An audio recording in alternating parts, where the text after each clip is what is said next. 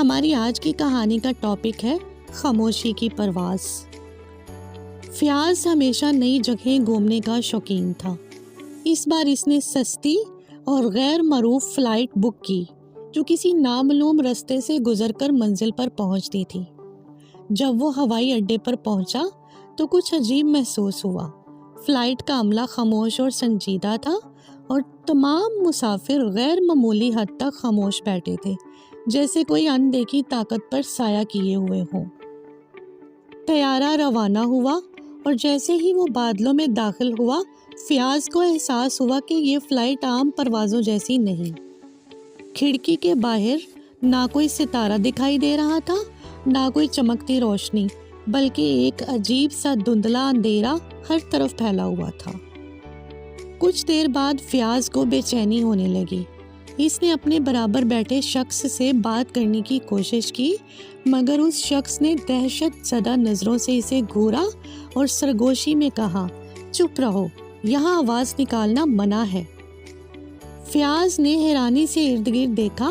سب لوگ آنکھیں جھکائے بیٹھے تھے، جیسے کسی نامعلوم خوف میں مبتلا ہوں۔ اچانک جہاز کے اسپیکر سے ایک سرد اور بے جان آواز گونجی، یاد رکھیں، اگر کسی نے ایک لفظ بھی بولا تو وہ واپس نہیں آئے گا۔ فیاض کو لگا کہ یہ کوئی مذاق ہے، مگر پورا جہاز خاموش تھا۔ کسی کی سانس کی آواز بھی سنائی نہیں دے رہی تھی۔ وہ مزید بے چین ہو گیا۔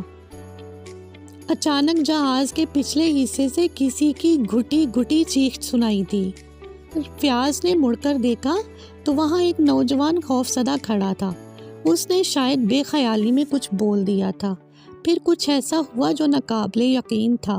ہوا میں ایک پراسرار سرسراہٹ گونجی، جیسے سینکڑوں سرگوشیاں بے وقت سنائی دے رہی ہوں۔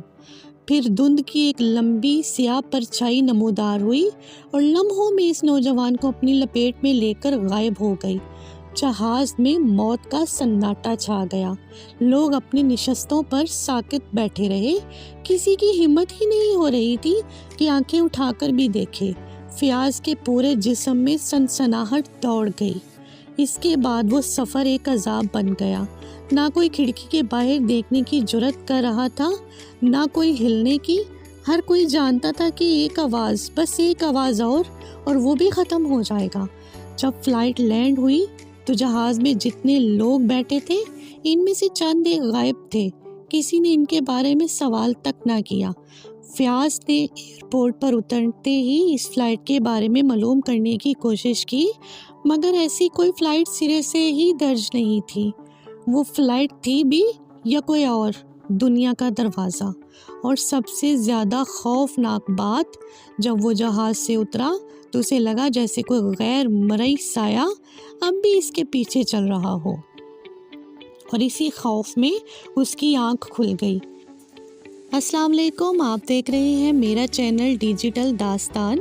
مزید اچھی سٹوریز دیکھنے کے لیے میرے چینل کو سبسکرائب کریں اور بیل آئیکن پریس کر دیں تاکہ نیو ویڈیوز آپ تک پہنچتی رہیں۔ شکریہ۔